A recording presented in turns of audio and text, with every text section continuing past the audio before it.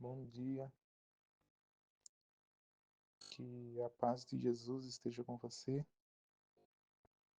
Eu queria entregar uma mensagem hoje pela manhã sobre o texto de Lucas, capítulo 15, versículo 17 até o 20.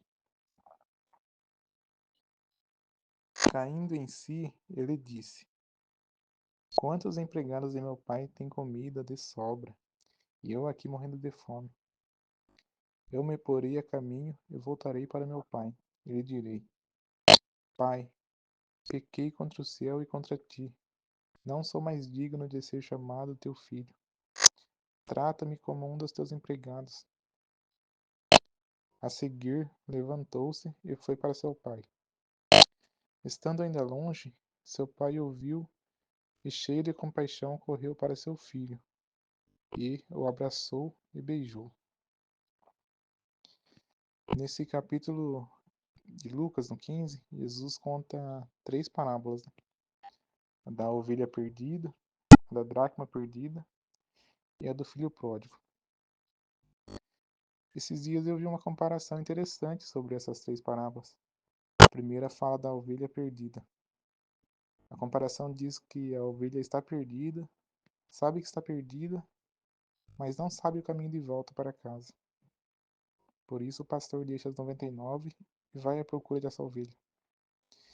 Então tem pessoas que estão perdidas e sabem disso, mas não sabem o caminho de volta. Ou está fraco demais para voltar para casa. E Jesus vai ao seu encontro para resgatá-lo. A segunda comparação fala sobre a dracma perdida. A dracma é uma moeda. Então, quando se perde uma moeda, onde ela cair, ela vai ficar. É um objeto, né? E não tem vontade própria. Logo, ela não sabe que está perdida. Então, tem pessoas que. Então, Jesus, né, vai ao encontro dessa pessoa que está perdida, mas nem sabe que está perdida, né? Às vezes você vai evangelizar uma pessoa que não sabe que está perdida, ela não aceita porque ela sai do lugar, né? Porque ela nem sabe que está perdida. E a terceira fala sobre o filho pródigo. E é sobre ele que eu quero falar hoje. A comparação do filho pródigo fala que o filho pródigo sabe o que está fazendo. Ele pegou a sua herança, saiu da casa do pai e está fazendo mau uso da herança, né, que o pai lhe deu. Está usando para fazer as coisas do mundo. Está fazendo mau uso dessa herança e tudo que o pai deu para ele. E chega no momento que ele já está lá no chiqueiro. E nem a comida dos porcos ele tem mais. Ele nem tem a comida dos porcos, na verdade, porque no texto não fala que ele estava comendo com os porcos. Se você prestar atenção no texto, diz que ele desejava comer a comida dos porcos e não lhe davam. Então ele tinha fome, queria comer comida dos porcos e nem isso davam para ele. Outro detalhe é que o pai não vai procurar o filho pródigo, igual a ovelha e a dracma perdida. Porque o filho pródigo sabe o que está fazendo, né? E sabe o caminho de volta para casa. E mesmo sabendo o caminho, ele chegou a ponto de passar necessidade, porque ele gastou tudo que o pai tinha dado para ele de herança. E não dava nem as comidas dos porcos para ele. O mundo não tinha nada para oferecer para ele. E ele sempre lembrava de quando estava na casa do pai. Como é difícil evangelizar, né? Alguém que já esteve na casa do pai e saiu. Como é difícil evangelizar um crente que se desviou dos caminhos do Senhor. É mais difícil evangelizar alguém assim do que alguém que ainda não conhece o caminho, que nunca esteve na casa do pai.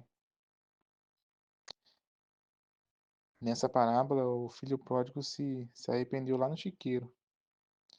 E ele até ensaiou um discurso para quando voltasse, né?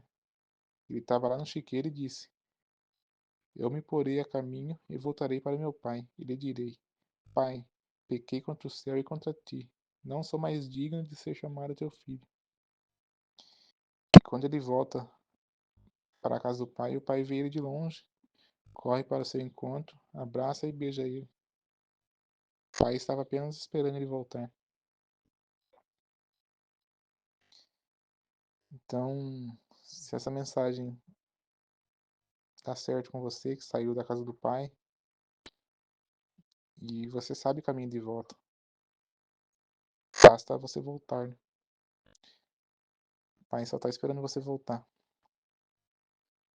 Veja que o filho pródigo, que o filho voltou falando do discurso que ele tinha ensaiado lá no chiqueiro.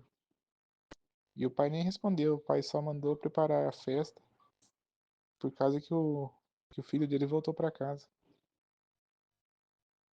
E o nome disso é graça. O filho não se achava mais digno de ser chamado filho. Quando ele voltou para o pai falou: Vem aqui, meu filho. O pai abraçou e beijou o filho. Glórias a Deus por isso. O nome disso é graça. E a graça não é para quem merece. A graça não é para quem merece mesmo. Algo que é de graça é um favor que você não fez nada para merecer. Né? Mesmo assim você ganha. E, e é isso que Deus faz. Ele sempre está de braços abertos esperando um coração arrependido voltar para seus braços e limpar toda a sujeira da sua vida. Né? Aleluia, Senhor. Glórias a Deus. Então a graça é para quem não merece mesmo. A graça é para todos nós que reconhecemos que somos pobres pecadores e se não fosse por Jesus se entregar, lavar com seu sangue os nossos pecados, estaríamos todos perdidos. A graça é para quem não merece mesmo. O requisito da graça é para quem não é merecedor disso. Deus continua dando graça, continua abrindo sua graça, estendendo sua graça, estendendo as suas mãos, com braços estendidos sobre nós. Por isso, volta, filho pródigo, volte. Volte para a casa do Pai enquanto ainda estamos debaixo da graça de Deus. Porque você que é um filho pródigo, você sabe, conhece o fim, sabe o fim de tudo. Você já leu a Bíblia, você já conhece, você sabe que a Bíblia é a revelação de Deus para os homens e sabe o fim de tudo, de quem estiver sem Cristo. Amém.